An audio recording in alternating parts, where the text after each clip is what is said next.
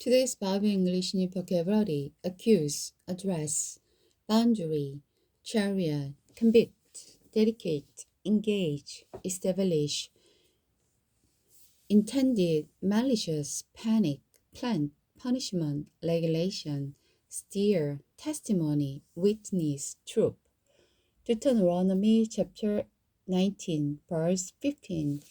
Never convict anyone of the crime on the testimony of just one witness. The fact of the case must be established by the testimony of two or three witnesses. If a malicious witness come forward and accuse someone of a crime, then both the accuser and accused must appear before the priest and judges who are on duty before the Lord.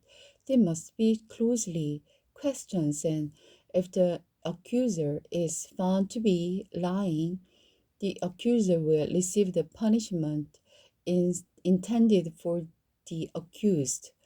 In this way, you will cleanse such evil from among you. Those who hear about it will be afraid to do such an evil thing again. You must never show pity. Your rule should be life for life, eyes for eye, tooth for tooth, hand for hand, foot for foot. Regulation concerning war. When you go out to fight your enemies and you face the horses and chariot and an army greater than your own, do not be afraid. The Lord your God, who brought you safely out of Egypt, is with you. Before you go into battle, the priest will come forward to speak with the troops.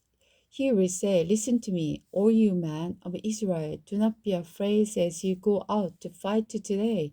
Do not lose your hearts or panic, for the Lord your God is going to lead you. He will fight for you against your enemies, and he will give you victory." Then the officers of the army will address the troop and say, "Has anyone just built a new house but not yet dedicated it? If so, go home. You might be killed in the battle, and someone else would dedicate your house. Has anyone just planted a vineyard but not yet eaten any of its fruit? If so, go home. You might die in battle, and someone else would eat from it.